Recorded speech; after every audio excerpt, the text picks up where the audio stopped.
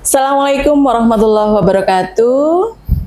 Halo sahabat Bawaslu, hari ini kita jumpa kembali dalam acara podcast Bawaslu dengan segmen Kolega. Kolega hari ini adalah dari Prasojo, Perkumpulan atau Paguyuban Sekretaris Desa se-Kabupaten Purworejo. Telah hadir di tengah-tengah kita bersama beliau adalah Mas Nanang atau Pak Nanang. Pak Nanang. Ji, Mas boleh. Oh, Mas Nanang. Mas boleh lah. Beliau ini adalah Sekretaris Desa Karanggedang, Kecamatan Bruno. Gelarnya SPD MPD. Nggak usah. Nanang gitu aja. Enak. Dan ada rekan juga dari Prasojo, beliau adalah Ibu Eti. Selamat sore Bu Eti, apa kabar? Lama tak bertemu ya. Sehat? Mas Nanang juga sehat? Ya, alhamdulillah, kok saya nggak disapa lama. Oh iya. Mas Nanang selamat sore, selamat pagi nih. Sehat, Mas? Semangatnya pagi. Iya, selamatnya sore, sehatnya selalu, alhamdulillah, dan waras, alhamdulillah. Alhamdulillah. Terima kasih sudah berkenan hadir di kantor Bawaslu ini. Bagaimana nih pasca pemilu? Mas Nanang juga dulu penyelenggara nih kelihatannya nih. Yeah. Pasca pemilu ya gimana ya? Yang pertama, alhamdulillah sih pasca pemilu kita bisa lebih fokus lagi ke pekerjaan di desa. Jadi kembali ke pekerjaan desa ya, kembali penuh di desa. Jadi sudah nggak terbagi-bagi dan sebagainya, tapi ada banyak yang hilang. Yang hilang itu salah satunya adalah asiknya menjadi penyelenggara itu kan. Oh, asik hilang, ya. Ya. Alhamdulillah. Silaturahminya, tantangannya, kopi-kopinya itu kan jadinya hilang gitu. Jadi, tapi ya semuanya ada manfaatnya. Gitu. Bagaimana rasanya jadi sekdes sama jadi penyelenggara? Mungkin bisa diceritakan Pak Nanang ini. Nanang. Pertama beda jadi kalau kita berbicara sekdes karena memang kita itu adalah bagian dari pekerjaan. Artinya memang pekerjaan itu secara pekerjaan itu memang sekdes gitu. Sementara penyelenggara pemilu ini kan adalah bagian dari tambahan pekerjaan selaku ad hoc, selaku ad hoc. Kalau berbicara bagaimana rasanya ketika menjadi sekdes bersamaan dengan menjadi penyelenggara pemilu, yang pertama kalau dari segi rasa tentu rasanya ya nano-nano ya. Ada senangnya, dari sisi lain ada hiburan-hiburan tertentu lah dari jenuhnya di desa gitu. Tapi di sisi lain juga waktu istirahatnya menjadi kurang, waktu dengan keluarganya menjadi kurang gitu. Tapi ya nggak apa-apa, karena memang orang sebaik-baik manusia kan yang lebih banyak manfaatnya katanya kan gitu. Amin. Jadi prinsipnya, seperti itu ya prinsipnya kan sebaik-baik lebih manusia banyak kan yang dimanfaatkan gitu. Jadi ya dinikmati aja gitu. Oke, gitu kira-kira gitulah. Rasa nano-nano Pak. Lebih tertantang di sekdes atau di penyelenggaranya pada saat jujur kalau secara tertantang karena mentalnya, kalau dari segi bahwa penyelenggara ini adalah lebih berkaitan dengan nasib orang-orang tertentu, yang nasib ini kan tentunya ditentukan dari hasil sebuah pemilu ya, legitimasinya sebuah pemilu itu seperti apa, dan kita harus menjamin bahwa ini benar-benar zero defect, ini benar-benar nggak boleh ada kesalahan, ini harus sempurna. Itu kalau dari segi tertantang jelas lebih tertantang di penyelenggara pemilu, karena memang kita beberapa orang itu dalam tanda petik adalah peserta pemilu ini kan nasibnya itu kan juga tergantung daripada penyelenggara pemilu. Makanya kan kita seolah-olah berhadapan langsung bahwa ini benar-benar terkait dengan nasib seseorang gitu, yang memang harus benar-benar profesional. Makanya kalau dari segi tertantang jelas jauh lebih tertantang di dunia ad hoc, karena waktunya semuanya terbatasi, waktunya deadline-nya itu ditentukan dan itu mepet sekali gitu. Jadi tantangannya itu luar biasa memang menjadi penyelenggara. Dan kalau di sekdes itu kan ya kita flat lah seperti ini, ngomong masyarakat, ngomong Pak Lurah, karena sekdes ini kan sebenarnya kan hanya Ngomong Pak Lurah ya. administrator ya. Kita kan sebenarnya kan hanya administrator kebijakan pimpinan, administrator kebijakan pemerintah kepala desa. Jadi ya kepala desanya santai, kita santai. Kepala desanya rodo ngegas, ya kita ikut ngegas. Ritmenya yang menentukan kan teman dari Pak Kepala Desa. Jadi itu tergantung iya, pimpinannya ya. iya tergantung pimpinannya. Makanya kalau dari segi tantangannya jelas lebih tantangan yang ini, karena seolah-olah ini kan kalau menjadi penyelenggara pemilu kan orang-orang yang teraniaya, pokoknya ter gitu, ya kan? Ya nanti akan menjadi yang paling tersalahkan, ter ini semuanya ada. Itu makanya betul-betul kalau dari segi tantangan memang benar-benar itu. Dan tapi begini Bu, bahwa kan penyelenggara pemilu, sekdes atau perangkat desa yang menjadi penyelenggara pemilu kan tidak hanya saya. Banyak sekali teman-teman yang kemudian di tatarannya yang berbeda-beda. Kebetulan kalau saya memang kemarin di penyelenggara pemilu kan di PPK, tapi mungkin yang lainnya juga di teman-teman sekdes itu kayak misalnya Pak Anjas, Pak Aris, ini Mbak Eti juga kan mungkin menjadi penyelenggara juga hanya di tataran yang berbeda. Mungkin teman-teman ada yang di PPS, ada yang di sekretariat PPS, yang juga sebenarnya dari sisi harus berhasilnya itu sama karena kan penyelenggara di tingkat apapun ini kan memiliki tanggung jawab yang sama terhadap keberhasilan sebuah pemilu ini. Jadi jajannya sama aja. Padahal pekerjaan sekretaris desa itu pun sangat banyak ya. Enggak, pekerjaannya cuma satu. Oh, cuma satu. Mengadministrasikan. Jadi bisa double job ya, bisa ya, menjadi Ya. penyelenggara. Kan kita pekerjaan cuma satu ya Mbak itu ya. Jadi cuma mengadministrasikan kebijakan kepala desa itu aja. Kalau untuk Bu Etinya nih, untuk membagi antara pada saat itu juga menjadi penyelenggara ya Bu Eti ya. Sebagai penyelenggara di tingkat desa atau di kecamatan? Saya di PPS. Oh, di PPS-nya, sebagai PPS-nya ya, bukan di kesekretariatannya ya. Di PPS-nya. Oh, di PPS-nya. Untuk membagi pekerjaannya antara yang administratornya sama penyelenggaranya itu seperti apa? Mungkin bisa diceritakan Bu Eti. Kalau di pemerintahan desa kan kita ada jam kerja ya. Jadi kita bisa melaksanakan kegiatan penyelenggaraan di PPS-an itu kan kita tidak terbatas waktu harus 24 jam ya. Pagi atau sore. Pagi sampai siang atau sore kita bisa melakukan kegiatan tersebut, misalnya koordinasi dengan sekretariat dan juga misalnya dengan pantarlih atau pada saat tahapan PKD itu kita bisa melaksanakan hari Sabtu, bisa hari Minggu ataupun pada saat di malam hari gitu. Jadi komunikasi ya, jadi kita koordinasi. Kita tetap bisa melaksanakan kegiatan penyelenggaraan pemerintahan desa itu tidak mengganggu jalannya tugas kita di BPS. Oke. Berarti intinya saling komunikasi, koordinasi antar penyelenggara dan di pemerintahan desa itu sendiri ya, gitu ya Bu Eti. Kembali ke Pak Nanang. Pak Nanang juga selaku sekretaris desa di Paguyuban terlalu banyak kegiatan ya Pak ya, Mas Nanang atau Pak Nanang nih. Tapi karena sering ini ya panggilnya Mas Nanang aja nih. Siap. Kalau Pak Nanang kayaknya jauh banget ya, enggak mau menolak tua ya. Selanjutnya gini Mas Nanang, saat ini kan penyelenggara ini sedang melaksanakan PDPB jadi ada pemutakhiran data berkelanjutan. Nah, sejauh ini mungkin bisa tidak diceritakan sejak teman-teman mungkin di pemerintahan desa untuk mengetahui atau update data baik itu KK maupun KTP secara umum itu bisa digambarkan tidak, Mas? Oke, baik Mbak. Jadi begini, saya ngundangnya Mbak nggak apa-apa ya, komisioner Jadi sebenarnya kan update data pemilu atau pemilih ini kan berkelanjutan itu sebenarnya kan memang sekarang secara sistem nasional itu kan sudah bagus. Artinya ketika kita berbicara SIAK, ya kan, administrasi kependudukan, terus kemudian bahwa sekarang di Projo sendiri ada program namanya Pak Subur, ya kan.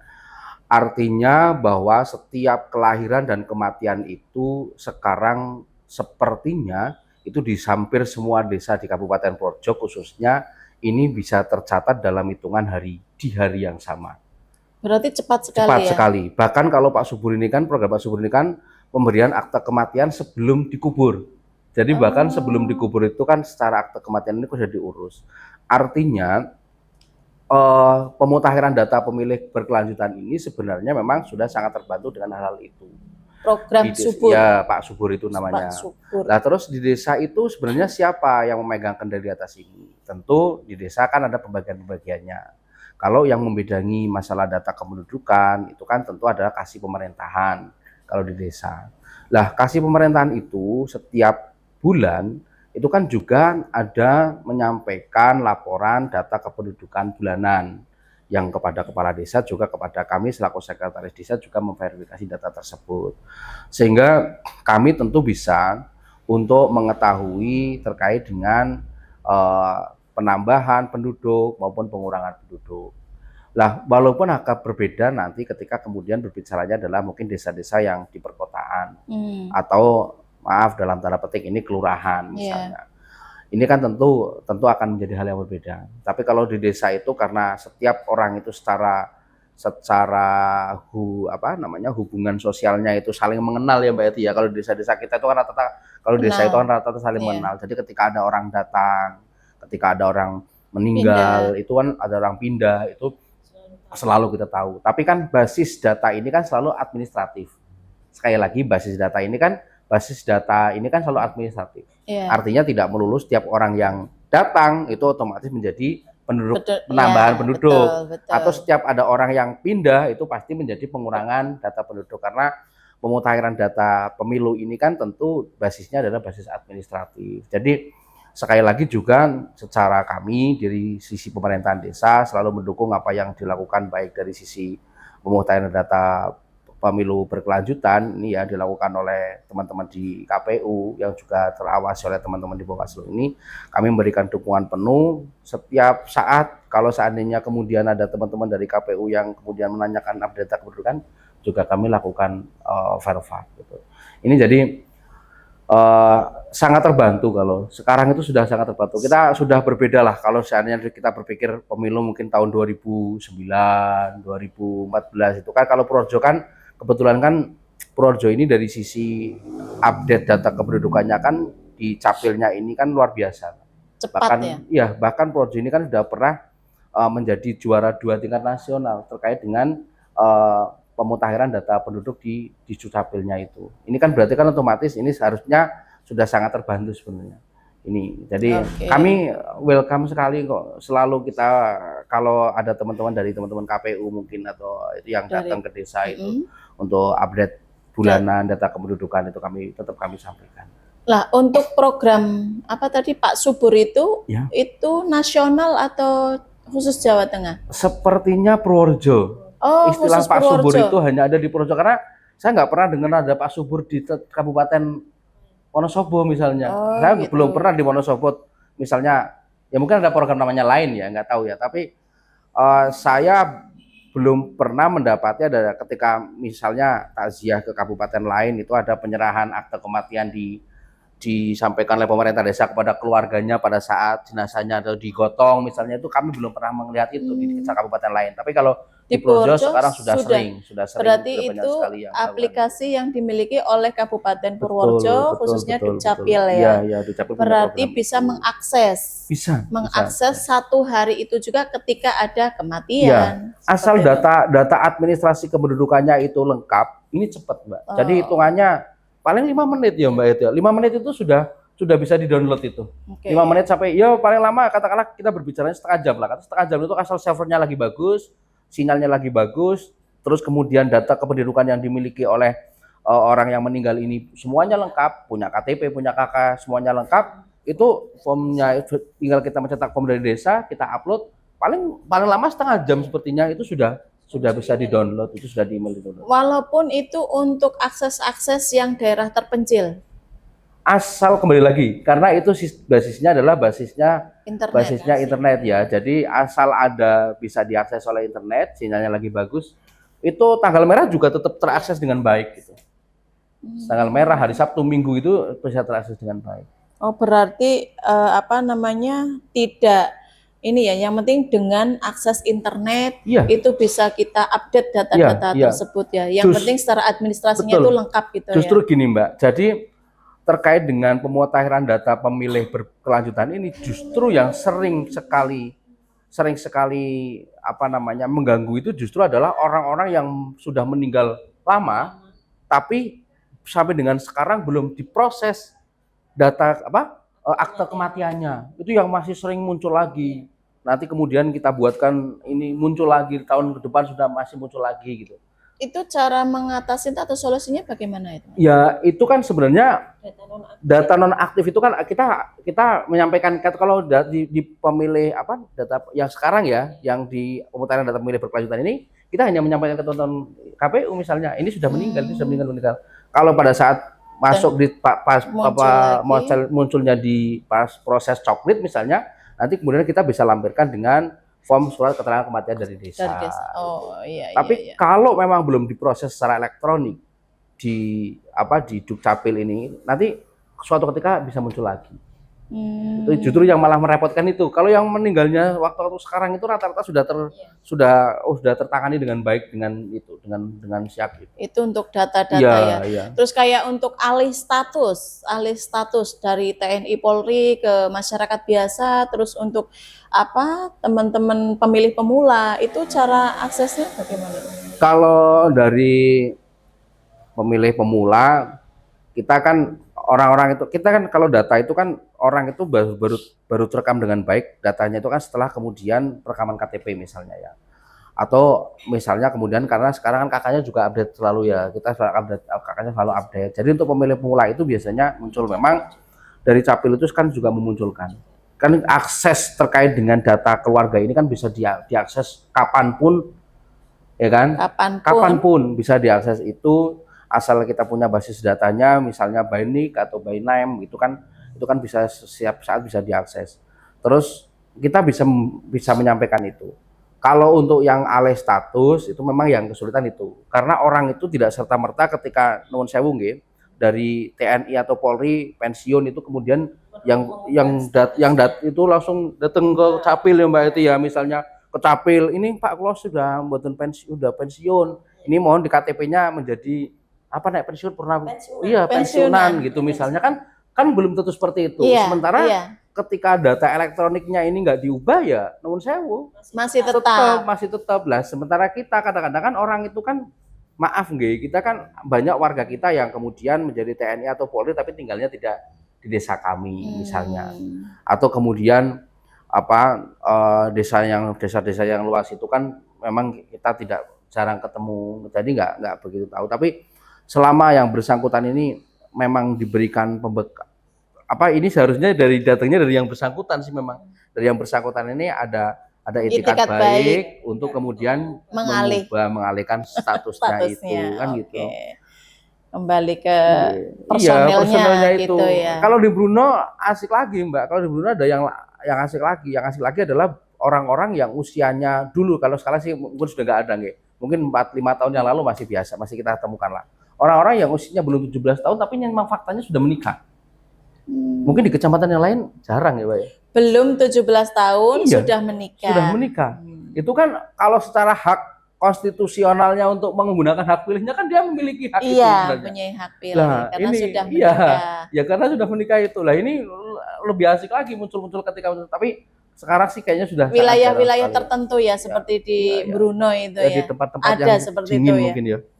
Di tempat yang butuh karena berkotopan. Itu nggih.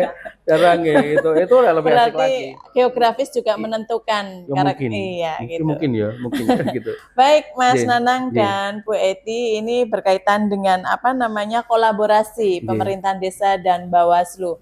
Mungkin sejauh ini koordinasi dengan kecamatan ya, teman-teman di pemerintahan desa itu sejauh ini mungkin bisa diceritakan bagaimana sih ketika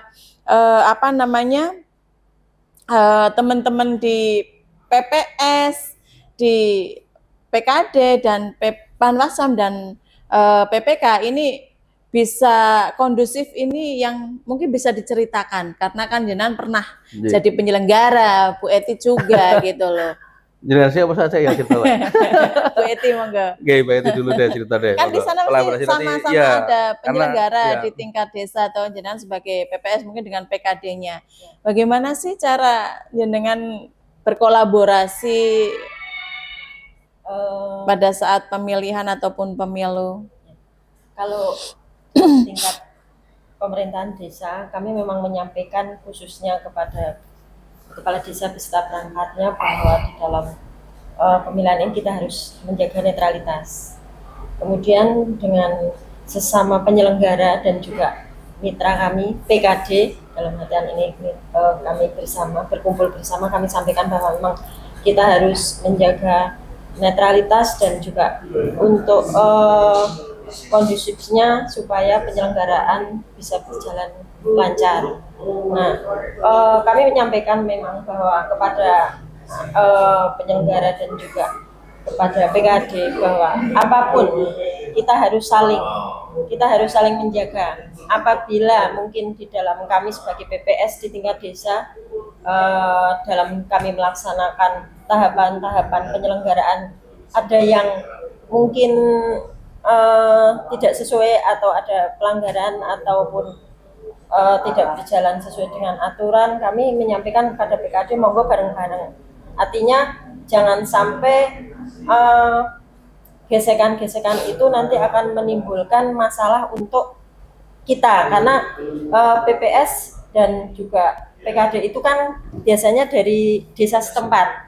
Artinya saya sampaikan bahwa kita tadinya warga, kami PPS dengan PKD itu hanya pada saat penyelenggaraan ini. Nanti setelah acara penyelenggaraan selesai kita kan menjadi warga lagi. Jangan sampai nanti setelah ada konflik. Ada konflik seperti itu. Berarti ketika ada pertukaran data atau informasi itu ya, saling kita saling karena misalnya seperti tadi disampaikan, kita di desa sudah mendapat, biasanya kita dengan capil untuk tadi yang pemula kan biasanya capil itu sudah mendapat sudah mempunyai program. Mereka sebelum pemula itu berusia 17 tahun, biasanya setelah berumur 16 tahun itu mereka sudah melakukan perekaman baik di sekolah-sekolah biasanya, ataupun kalau memang ada warga kita yang belum mempunyai KTP, kita bisa melakukan pengajuan capil untuk jemput bola namanya. Jadi dari capil itu bisa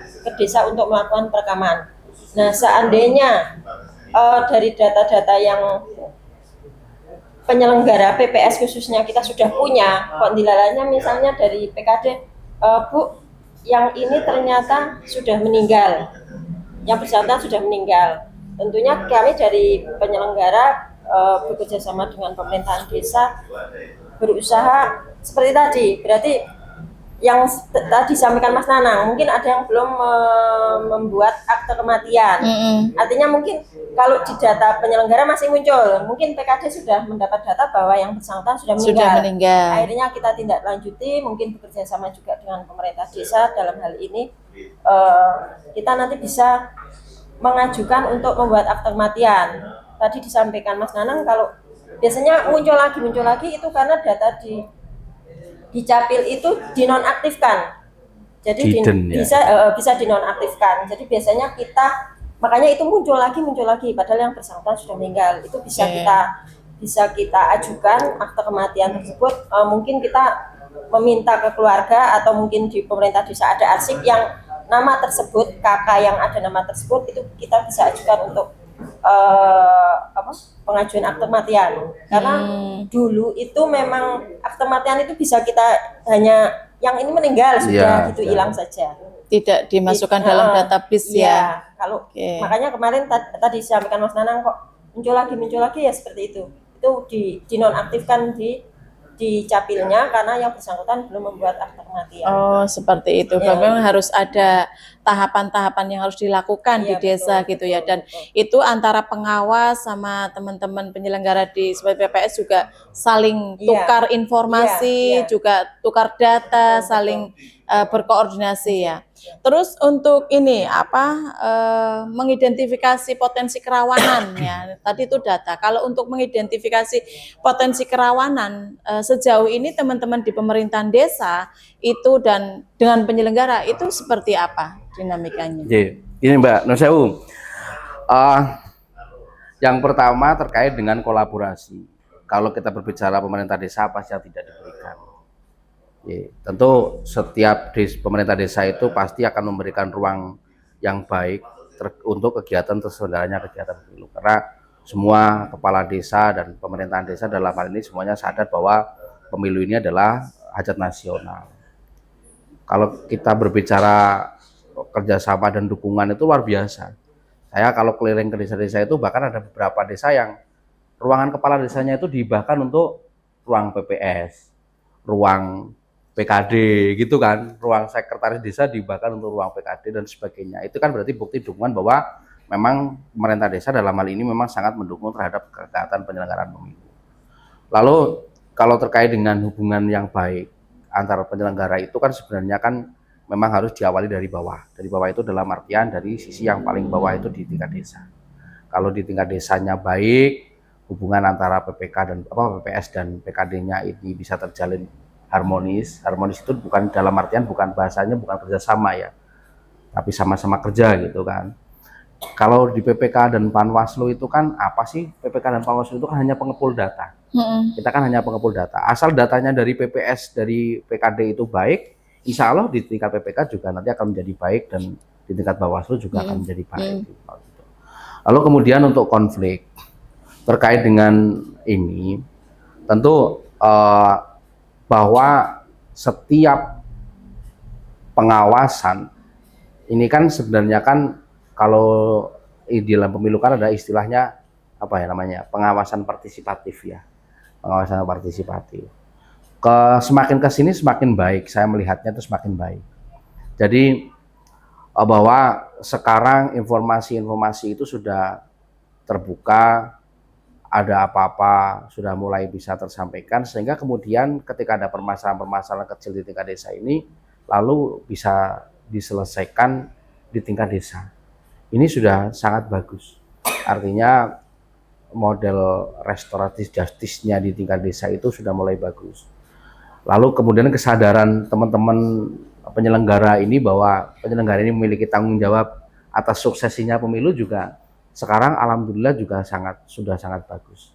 Artinya sudah mulai, karena kalau kita melihat itu kalau dulu mungkin sebelum tahun-tahun yang lalu lah, dan lalu banget itu seolah-olah ya pokoknya yang namanya PPS apa tadi ya PKD itu kan ya ketuatan comot gitu loh. Jadi siapa yang dekat dengan kepala desa, siapa yang dekat dengan Mas Carik itu yang nanti kemudian menjadi.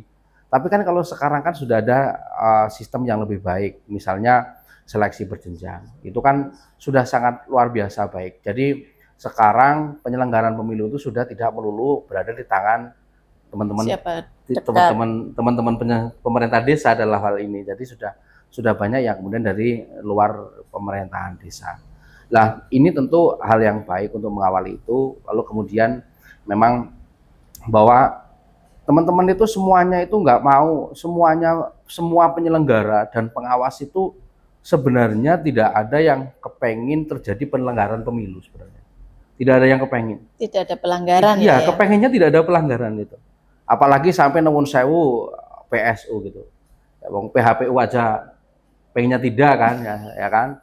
Apalagi sampai PSU itu kan sama sekali nggak ada kepinginan seperti itu. Sehingga kemudian hal-hal terkait dengan aturan-aturan terhadap tata cara kepemiluan ini benar-benar sekarang sudah sesuai dengan regulasinya. Ya, sudah teman-teman sudah mencoba untuk memahami sesuai dengan penyesuaian regulasinya. Ketika teman-teman penyelenggara pemahaman regulasinya bagus, terus hubungan dengan teman-teman dalam hal ini adalah peserta pemilu. Peserta pemilu itu dalam artian kalau di tingkat desa mungkin tokoh-tokoh masyarakat yang kemudian menjadi orang kepercayaan salah satu parpol atau parpol-parpol tertentu atau caleg-caleg tertentu gitu kan. Mereka hubungannya bagus, ada apa-apa komunikasi, insya Allah penyelenggaraan pemilu itu menjadi menyenangkan. Betul. Yang penting memang di dasarnya dari itu gitu. Karena koordinasi dan komunikasi. Karena komunikasinya itu dengan teman-teman itu bagus, insya Allah semuanya bagus.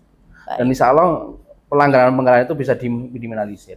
Kalau dulu kan maaf nggih, dulu itu kan kayak misalnya hal yang sepele saja, misalnya nempel baliho ya, apa namanya spanduk gitu kan, poster gitu kan. Itu kan kalau zaman dulu kan teman-teman nggak ada yang punya minim literasi sehingga kemudian pemahamannya minim, dipaku di pohon. Kalau kalian lihat kemarin-kemarin ini kan sudah sangat jarang sekali itu. Itu artinya memang teman-teman dari penyelenggara dan juga dari peserta ini sudah memahami bahwa ada regulasi yang mengatur terkait itu dan mereka alhamdulillah mulai patuh. Karena memang semuanya baik penyelenggara, pengawas, mungkin juga peserta sebenarnya tidak kepengen adanya muncul pelanggaran-pelanggaran dan gugatan-gugatan atas hasil dari pemilu. Gitu. Oke, berarti sejauh ini kalau disimpulkan koordinasi dan komunikasi yang paling baik pokok antara itu. peserta, penyelenggara, dan masyarakat secara keseluruhan. Itu bagus. Baik, terima kasih sekali nih Mas Sama-sama, Nanang. Mbak Ida. Oke, mungkin yang terakhir nih, Ya, pesan untuk masyarakat secara keseluruhan dan bagi para pemilih pemula atau pada anak-anak remaja untuk yang akan datang atau yang akan datang. Mungkin singkat saja gitu, Mas Nanang. Oke, ya. Saya dulu. Ya, jadi begini, teman-teman semuanya, baik pemilih pemula maupun pemilih bukan pemula, entah apapun yang Anda rasakan dan kita rasakan sekarang ini, bahwa setiap pemilu ini akan memberikan manfaat kepada kita semuanya selama paling tidak 5 tahun ke depan. Jadi sekali lagi, kalau memang kita peduli dengan diri kita peduli dengan negara kita peduli dengan generasi-generasi kita berikutnya, mulai sekarang ayo kita sukseskan kegiatan pemilu dengan cara apa? Dengan cara datang dengan gunakan hak pilihnya dengan benar dan dengan bijaksana. Itu aja. Dari Bu Eti, Mbak Eti singkat saja. Mbak Eti. Ya, main alat dulu. Pesan saya untuk warga masyarakat. Untuk warga masyarakat, jadi mari kita dukung pelaksanaan pemilu dengan sebaik-baiknya dengan menggunakan hak suara yang tentunya nanti akan berpengaruh juga kepada penentu kebijakan negara kita di masa depan. Tentunya kita menggunakan hak pilih kita sesuai dengan hati nurani kita. Gitu aja, Mbak. Mbak, saya nambahin satu hal. Saya tambah aja. Teman-teman milih satu, mulai sekarang ayo kita biasakan, nggak usah berharap materi deh dari Noblos.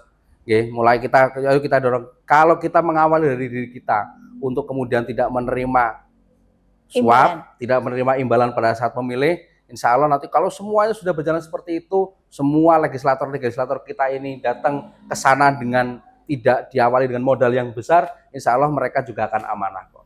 Karena mereka kan korupsi karena harus mengembalikan modal mungkin. Berarti ya. Itu menolak politik kita uang. Semuanya ayo kalau semuanya Indonesia ini bisa menolak politik uang, insya Allah mereka teman-teman yang datang ke sana adalah orang-orang yang amanah. Gitu aja. Terima kasih. Sama-sama. Terima kasih Mas Nanang, Mbak Eti, karena kita sudah di penghujung acara dan waktunya sudah cukup panjang.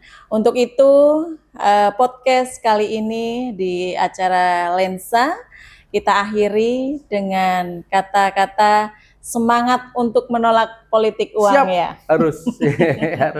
Terima kasih Mas Nanang dan Mbak Eti atas kehadirannya di acara podcast untuk hari ini. Mudah-mudahan sehat selalu dan selamat bekerja. Terima kasih sahabat Bawaslu.